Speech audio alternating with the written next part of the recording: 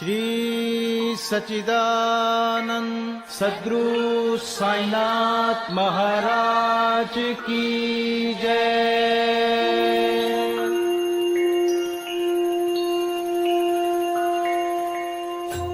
आदरणीय साईं भक्तों, आप सभी को हृदय की गहराइयों से सादर प्रणाम।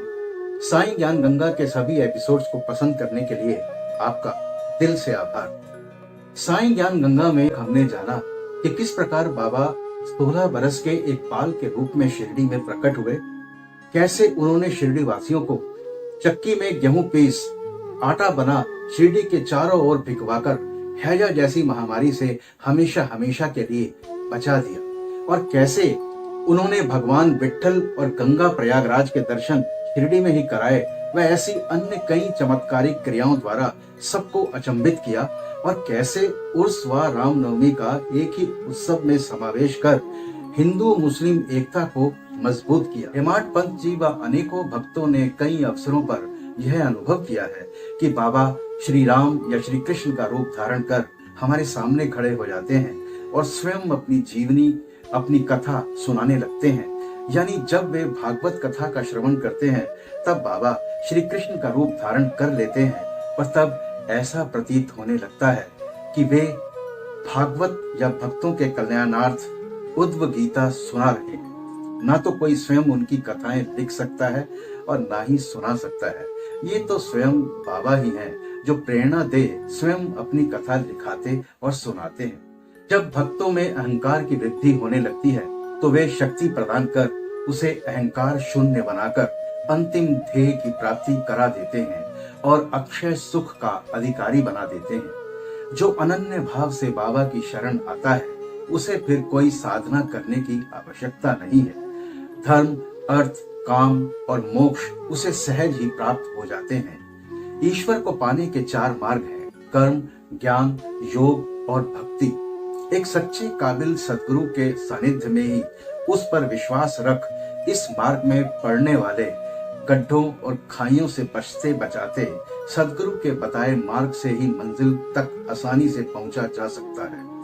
बाबा ने निश्चयात्मक स्वर में कहा है कि स्वयं ब्रह्म और उनकी विश्व की उत्पत्ति, रक्षण और लय करने आदि की भिन्न भिन्न शक्तियों के अलग अलग होने में भी एकत्व है। भक्तों के कल्याणार्थ श्री साईं बाबा ने आश्वासन देते हुए अपने समस्त भक्तों को संदेश देते हुए कहा है, मेरे भक्तों के घर अन्न तथा वस्त्रों का कभी अभाव नहीं होगा।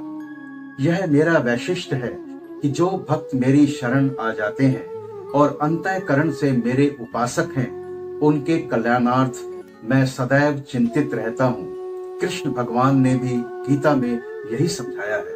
इसलिए भोजन तथा वस्त्र के लिए अधिक चिंता ना करो। यदि कुछ मांगने की अभिलाषा है तो ईश्वर को ही मांगो। सांसारिक मान व उपाधियां त्याग कर ईश कृपा तथा अभय दान प्राप्त करो और उन्हीं के द्वारा सम्मानित हो। सांसारिक साधनों से कुपथगामी मत बनो। अपने इष्ट को दृढ़ता से पकड़े रहो। समस्त इंद्रियों और मन को ईश्वर चिंतन में प्रवृत्त रखो। किसी पदार्थ से आकर्षित ना हो। सदैव मेरे स्मरण में मन को लगाए रखो ताकि वह देह, संपत्ति व ऐश्वर्य की ओर प्रवृत्त ना हो। तब चित्त स्थिर, शांत व निर्भय हो जाएगा। इस प्रकार की मनोस्थिति प्राप्त होना इस बात का प्रतीक है कि वह सुसंगति में है। यदि चित्त की चंचलता नष्ट ना हुई तो उसे एकाग्र नहीं किया जा सकता। बाबा द्वारा कहे गए इन अमृत तुल्य शब्दों के बाद अब हम बात करेंगे शिरडी में सबसे ज्यादा धूमधाम से मनाए जाने वाले उत्सव रामनवमी की।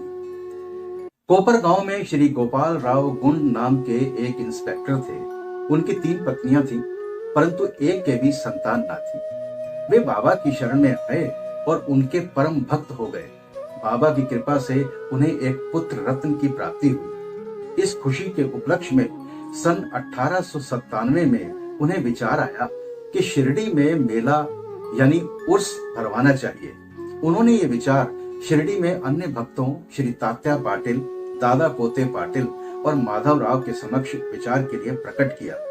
उन सभी को यह विचार अति रुचिकर प्रतीत हुआ और उन्हें इसके लिए बाबा की स्वीकृति भी मिल गई और पूर्ण आश्वासन भी प्राप्त हुआ। उर्स भरने के लिए सरकारी अनुमति आवश्यक थी, इसलिए एक प्रार्थना पत्र कलेक्टर के पास भेजा गया, परंतु ग्राम कुलकर्णी पटवारी के आपत्ति उठाने के कारण स्वीकृति नहीं मिल सकी। परंतु अंत में बाबा की कृपा से पुनः आवेदन करने पर स्वीकृति मिल ही गई। बाबा की अनुमति से रामनवमी के दिन उर्स भरना निश्चित हुआ। ऐसा प्रतीत होता है कि बाबा ने कुछ खास निष्कर्ष ध्यान में रखते हुए ही रामनवमी पर उर्स भरने की आज्ञा दी। शायद उर्स व रामनवमी के उत्सवों का एकीकरण कर हिंदू मुस्लिम एकता करने के लिए, जो कि भविष्य की घटनाओं से स्पष्ट भी होता है। रामनवमी के दिन उर्स आयोजन की सरकारी अनुमति की पहली बाधा दूर हुई तो एक दूसरी कठिनाई सामने आई। इतने बड़े आयोजन के लिए शिरडी में जल का अभाव होने की। छोटे से गांव शिरडी में पूर्व काल से ही जल का बहुत अभाव था। गांव में केवल 2 ही कुएं थे, जिनमें से एक तो प्राय सूख ही जाया करता था और दूसरे का पानी अत्यधिक खारा था। बड़े ही चमत्कारिक तरीके से बाबा ने उस खारे पानी वाले कुएं में फूल डालकर उसका पानी मीठा बना दिया। मेले में आने वाली भीड़ को ध्यान में रखते हुए तात्या पाटिल ने बाहर से भी और जल मंगवाने का प्रबंध किया। लकड़ी व बांसों की कच्ची दुकानें बनाई गईं तथा कुश्तियों का भी आयोजन किया गया। श्री गोपाल राव गुंड के एक मित्र दामू अण्णा कासार, जो अहमदनगर में रहते थे, वे भी कोई संतान न होने के कारण अत्यधिक दुखी थे। साईं बाबा की कृपा से उन्हें भी एक पुत्र रत्न की प्राप्ति हुई। मेले के आयोजन पर गोपाल राव गुंड ने उनसे एक ध्वज देने को कहा। एक ध्वज जागीरदार नाना साहेब निमोड़कर ने भी दिया। ये दोनों ध्वज बड़े समारोह के साथ गांव में से निकाले गए और अंत में उन्हें द्वारका माई के कोनों पर फहरा दिया गया। ये कार्यक्रम अभी भी पूर्ववत ऐसे ही चल रहा है। रामनवमी और उर्स दोनों के इस महा उत्सव की एक और विशेषता रही। इसी मेले में एक अन्य कार्यक्रम का भी श्री गणेश हुआ, जो चंदनोत्सव यानी चंदन समारोह के नाम से प्रसिद्ध है। यह कोरहल महाराष्ट्र के रहने वाले बाबा के एक मुस्लिम भक्त श्री अमीर शक्कर दलाल के दिमाग की सूझ थी। प्राय इस प्रकार का उत्सव सिद्ध मुस्लिम संतों के सम्मान में ही किया जाता है। बहुत सा चंदन घिसकर और बहुत सी चंदन धूप थालियों में भरी जाती है तथा लोबान जलाए जाते हैं। थालियों का चंदन और धूप नीम पर और मस्जिद की दीवारों पर डाल दिया जाता है। इस प्रकार हिंदुओं द्वारा ध्वज व मुसलमानों के द्वारा चंदन का जुलूस एक साथ चलने लगा और हिंदू मुस्लिम एकता की मिसाल के रूप में अभी तक उसी तरह चल रहा। सन 1911 में एक परिवर्तन हुआ।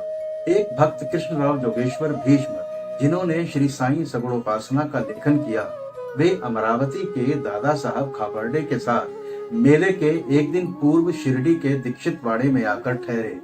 जब वे दालान में लेटे हुए विश्राम कर रहे थे, तब उन्हें एक कल्पना सूझी और श्री लक्ष्मण राव उपनाम काका महाजनी, जो कि उस समय पूजा सामग्री ले द्वारका माई की ओर जा रहे थे, तो उन दोनों में विचार विनिमय होने लगा और उन्होंने सोचा कि शिरडी में उर्स व मेले का आयोजन ठीक रामनवमी के दिन ही होता है।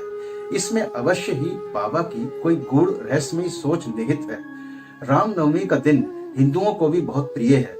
कितना अच्छा हो यदि रामनवमी उत्सव यानी श्री राम जन्मोत्सव का श्री गणेश भी इसी समय कर दिया जाए। और फिर बाबा ने भी इस आयोजन की सहर्ष स्वीकृति दे दी। सभी भक्त हर्षित हुए और राम जन्मोत्सव मनाने की तैयारियां करने लगे। दूसरे दिन रंग बिरंगी झंडियों से द्वारका माई सजा दी गई। श्रीमती राधा कृष्ण माई ने एक पालना लाकर बाबा के आसन के समक्ष रख दिया और फिर उत्सव प्रारंभ हो गया। भीष्म कीर्तन करने को खड़े हो गए और महाजनी हारमोनियम पर उनकी संगत करने लगे। बाबा ने 2 हार उठाए और एक हार काका महाजनी के गले में डाल दिया और दूसरा भीष्म के। कीर्तन समाप्त होने पर श्री राजा राम की उच्च स्वर में जय जयकार हुई। कीर्तन के स्थान पर गुलाल की वर्षा की गई। जब हर कोई प्रसन्नता से झूम रहा था, तब अचानक ही गुलाल वर्षा में कुछ कण अनायास ही बाबा की आंख में चले गए और बाबा एकदम क्रुद्ध होकर उच्च स्वर में अपशब्द करने व कोसने लगे। यह दृश्य देखकर सब लोग भयभीत होकर सिटपिटाने लगे। बाबा के स्वभाव से भली भांति परिचित अंतरंग भक्त भला इन अपशब्दों का कब बुरा मानने वाले थे। बाबा के इन शब्दों तथा वाक्यों को उन्होंने आशीर्वाद समझा। उन्होंने सोचा कि आज प्रभु राम का जन्मदिन है, अतः रावण का नाश, अहंकार एवं दुष्ट प्रवृत्ति रूपी राक्षसों के संहार के लिए बाबा को क्रोध उत्पन्न होना सर्वथा उचित ही है। इसके साथ साथ उन्हें यह भी विदित था कि जब कभी भी शिरडी में कोई नवीन कार्यक्रम रचा जाता था, तब बाबा इसी प्रकार कुपित हो ही जाया करते थे। इसलिए वे सब स्तब्ध ही रहे। इधर राधा कृष्णमाई भी भयभीत थी कि कहीं बाबा पालना न तोड़ फोड़ डालें। इसलिए उन्होंने काका महाजनी से पालना हटाने के लिए कहा, परंतु बाबा ने ऐसा करने से उन्हें रोक दिया। कुछ समय पश्चात बाबा शांत हो गए और उस दिन की महापूजा और आरती का कार्यक्रम निर्विघ्न संपन्न हुआ। उसके बाद काका महाजनी ने पालना उतारने की अनुमति मांगी, परंतु बाबा ने मना करते हुए कहा कि अभी उत्सव संपूर्ण नहीं हुआ है। अगले दिन गोपाल काला उत्सव मनाया गया, जिसके पश्चात बाबा ने पालना उतारने की आज्ञा दे दी। गोपाल काला उत्सव में दही मिश्रित पोहा एक मिट्टी के बर्तन में लटका दिया जाता है और कीर्तन समाप्त होने पर वह बर्तन फोड़ दिया जाता है और फिर प्रसाद के रूप में वह पोहा सबको वितरित किया जाता है, जिस प्रकार श्री कृष्ण ने ग्वालों के साथ किया था। रामनवमी उत्सव इसी तरह दिन भर चलता रहा। दिन के समय 2 ध्वजों का जुलूस और रात्रि के समय चंदन का जुलूस बड़ी धूमधाम और समारोह के साथ निकाला गया और इसके साथ ही उर्स रामनवमी के उत्सव में परिवर्तित हो गया। अगले वर्ष सन 1912 से शिरडी में होने वाले रामनवमी के कार्यक्रमों की सूची में श्रीमती राधा कृष्णमाई ने नाम सप्ताह भी सम्मिलित करवा दिया। 1912 के रामनवमी उत्सव में आधुनिक तुकाराम के नाम से प्रसिद्ध बाला बुआ ने कीर्तन का कार्य किया और अगले वर्ष सन 1913 में बाला बुआ के उपलब्ध न होने के फलस्वरूप कीर्तन का कार्य बाबा की अनुमति से श्री हरिदास को सौंपा गया। बाबा ने उन्हें यथेष्ट पुरस्कार भी दिया। फिर सन 1914 से कीर्तन के लिए प्रत्येक वर्ष होने वाली हरिदास की कठिनाई को बाबा ने सदैव के लिए हल कर दिया और यह कार्य स्थायी रूप से दास कणु महाराज को सौंप दिया। समय के साथ साथ इस उत्सव के समय पर शिरडी में भक्तों का जमावड़ा बढ़ने लगा और बहुत अधिक संख्या में भक्त शिरडी आने लगे। राधा कृष्णमाई के घोर परिश्रम और बाबा की कृपा से शिरडी को संस्थान का रूप मिला। संपत्ति भी दिन प्रतिदिन बढ़ने लगी। एक सुंदर घोड़ा, पालकी, रथ, चांदी के पदार्थ, बर्तन, शीशे इत्यादि भक्तों ने उपहार में भेंट किए। उत्सव के अवसर पर हाथी भी बुलाया जाता था। यद्यपि संपत्ति बहुत बढ़ी, परंतु बाबा उन सब से सदा निरपेक्ष ही रहते थे। वे सदैव उसे उपेक्षा की दृष्टि से देखते और सदैव की भांति साधारण वेशभूषा ही धारण करते थे। यह ध्यान देने योग्य है कि जुलूस तथा उत्सव में हिंदू और मुसलमान दोनों ही साथ साथ कार्य करते थे, परंतु आज तक ना तो उनमें कभी कोई विवाद हुआ और ना ही कोई मतभेद। पहले तो शिरडी में इस उत्सव के दौरान लोगों की संख्या 5000 से 7000 के लगभग होती थी, परंतु किसी वर्ष तो यह संख्या 75000 तक पहुंच जाती थी। फिर भी ना कभी कोई बीमारी फैली और ना ही कोई दंगा हुआ। श्री साईं बाबा समस्त योगिक क्रियाओं में पारंगत थे। 6 क्रियाओं के तो वे पूर्ण ज्ञाता थे। खंड योग द्वारा बाबा अपने शरीर के अवयवों को अलग अलग कर लेते थे और फिर वापस उन्हें पुनः उसी तरीके से जोड़ देते थे। धोती योग व समाधि लगाना भी वे निपुणता से करते थे। ये सब क्रियाएं मुख्यतः हिंदू किया करते हैं। यदि कहा जाए कि वे हिंदू थे तो आकृति से वे कईयों को यवन प्रतीत होते थे। कोई भी यह निश्चय पूर्वक नहीं कह सकता था कि वे हिंदू थे या यवन। वे हिंदुओं का रामनवमी उत्सव यथाविधि मनाते थे और साथ ही मुसलमानों का चंदन उत्सव भी। वे उत्सव में दंगलों को प्रोत्साहन तथा विजेताओं को पर्याप्त पुरस्कार देते थे। गोकुल अष्टमी को वे गोपाल काला उत्सव भी बड़ी धूमधाम से मनाते थे। ईद के दिन वे मुसलमानों को मस्जिद में नमाज पढ़ने के लिए आमंत्रित किया करते थे। यदि कहें कि वे यवन थे तो उनके कान हिंदुओं की रीति अनुसार छिदे हुए थे। यदि कोई उन्हें हिंदू कहे तो वे सदा एक टूटी फूटी मस्जिद में रहे, और यदि मुस्लिम कहें तो वे सदा वहां धुनी प्रज्वलित रखते थे तथा अन्य कर्म जो कि इस्लाम धर्म के विरुद्ध हैं, जैसे चक्की पीसना, शंख तथा घंटी नाद, होम आदि कर्म करना, अन्न दान और अर्थ द्वारा पूजन आदि सदैव उनके मार्गदर्शन में वहां चलते रहते थे। साईं बाबा ने शिरडी के प्राय सभी मंदिरों का जीर्णोद्धार किया। तात्या पाटिल के द्वारा उन्होंने शनि, गणपति, शंकर पार्वती, ग्राम्य देवता और हनुमान जी आदि मंदिर ठीक करवाए। उनका दान भी विलक्षण था। दक्षिणा के रूप में जो धन एकत्रित होता था उसमें से वे किसी को 20 रुपए, किसी को 15 रुपए या किसी को 50 रुपए इस प्रकार प्रतिदिन स्वच्छंदता पूर्वक वितरण कर देते थे। प्राप्तकर्ता उसे शुद्ध दान समझता था। बाबा की भी सदैव यही इच्छा थी कि दान का उपयुक्त रीति से व्यय किया जाए। बाबा के दर्शन से भक्तों को अनेक प्रकार का लाभ पहुंचता था। अनेकों निष्कपट और स्वस्थ बन गए। दुष्टात्मा पुण्यात्मा में परिणत हो गए। अनेकों कुष्ठ रोग से मुक्त हो गए और अनेकों को मनोवांछित फल की प्राप्ति हो गई। पंगुओं की पंगुता नष्ट हो गई। उनकी कीर्ति दूर दूर तक फैलती गई और भिन्न भिन्न स्थानों से यात्रियों के झुंड शिरडी आने लगे। बाबा सदा धूनी के पास ही आसन जमाए रहते और वहीं विश्राम किया करते थे। वे सिर पर एक साफा, कमर में एक धोती और तन ढकने के लिए एक अंगरखा धारण करते थे। अपने जीवन काल के पूर्वार्ध में वे गांव में चिकित्सा कार्य भी किया करते थे। रोगियों को निदान कर उन्हें औषधि भी देते थे। उनके हाथ में अपरिमित यश था। इस कारण वे अल्पकाल में ही योग्य चिकित्सक विख्यात हो गए। बाबा को समस्त यौगिक प्रयोग और क्रियाएं ज्ञात थी। बाबा बाल काल से ही यौगिक क्रियाएं किया करते थे। चिकित्सा के नाम से बाबा ने कभी किसी से एक पैसा भी स्वीकार नहीं किया। वे सदा पर कल्याणार्थ चिंतित रहते थे। बाबा शिरडी से मीलों दूर होने वाली घटनाओं को भी शिरडी में बैठे बैठे जान लिया करते थे और अपने भक्त पे आने वाले कष्ट में उसको सहायता पहुंचाते थे। सन 1910 में बाबा दीपावली के शुभ अवसर पर धूनी के समीप बैठे हुए अग्नि ताप रहे थे तथा साथ ही धूनी में लकड़ी डालते जा रहे थे। धूनी प्रचंडता से प्रज्वलित थी। कुछ पलों बाद अचानक बाबा ने लकड़ियां डालने के बदले अपना हाथ ही धूनी में डाल दिया। बाबा का हाथ बुरी तरह से झुलस गया। ऐसा देख माधव व माधवराव देशपांडे ने तुरंत दौड़कर बाबा को बलपूर्वक पीछे खींच लिया। माधवराव ने बाबा से कहा, देवा, आपने ऐसा क्यों किया?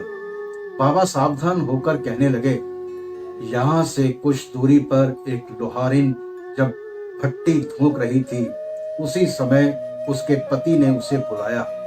अपनी कमर से बंधे हुए बच्चे का ध्यान छोड़ वो शीघ्रता से वहां दौड़कर गई। अभागवश उसका बच्चा फिसलकर भट्टी में गिर पड़ा। मैंने तुरंत भट्टी में हाथ डालकर बच्चे के प्राण बचा लिए। मुझे अपना हाथ जल जाने का कोई दुख नहीं है, वरन मुझे संतोष है कि एक मासूम बच्चे के प्राण बच गए। बाबा का हाथ जल जाने का समाचार पाकर श्री नाना साहेब चांदोरकर मुंबई के एक सुप्रसिद्ध डॉक्टर श्री परमानंद के साथ दवाइयां, लेप, लेंट, पट्टियां आदि साथ लेकर तुरंत शिरडी आ गए। उन्होंने बाबा से डॉक्टर परमानंद को हाथ की जांच करने और जले हुए स्थान पर दवा लगाने की अनुमति मांगी, परंतु बाबा ने मना कर दिया। डॉक्टर से इलाज करवाने के बजाय बाबा ने अपने जले हुए हाथ पर मरहम लगाने की सेवा का अवसर एक कुष्ठ रोग पीड़ित भक्त भागोजी शिंदे को दिया। साधारणतः लोग कुष्ठ रोगियों से उचित दूरी बनाने की सोचते हैं, परंतु बाबा ने उन्हें ही अपने हाथ पर मरहम लगाने के लिए चुना। भागोजी शिंदे रोजाना बाबा के जले हाथ पर घी मलकर उस पर पत्ता रखकर पट्टी बांधने लगे। कुछ दिनों उपरांत घाव भर गया। भागोजी शिंदे द्वारा प्रतिदिन प्रातःकाल घृत से हाथ की मालिश और पुनः कसकर पट्टी बांधना बाबा की महासमाधि तक इसी प्रकार चलता रहा। भागो जी ने पिछले जन्म में अनेक पाप कर्म किए थे, इस कारण वे कुष्ठ रोग से पीड़ित थे। उनकी उंगलियां गल चुकी थीं और शरीर पीप आदि से भरा हुआ था, जिससे दुर्गंध भी आती थी। यद्यपि बाह्य दृष्टि से वे दुर्भागी प्रतीत होते थे, परंतु बाबा का प्रधान सेवक होने के नाते हकीकत में वे ही अधिक भाग्यशाली तथा सुखी थे। उन्हें बाबा के सानिध्य का पूर्ण लाभ प्राप्त हुआ। बाबा की कथाएं अनंत है, जिनका अध्ययन करने अथवा सुनने से अद्भुत आनंद की प्राप्ति होती है। अगर आपको ये वीडियो पसंद आया तो इसे लाइक कीजिएगा और ज्यादा से ज्यादा शेयर कीजिएगा। और अगर आप हमसे नए जुड़े हैं तो इस चैनल को सब्सक्राइब जरूर कीजिएगा। तो मिलते हैं आपसे अगले एपिसोड में। तब तक मस्त रहिए, स्वस्थ रहिए, साईं नाम जपते रहिए। बाबा सबका भला करे। ओम श्री साईनाथाय नमः।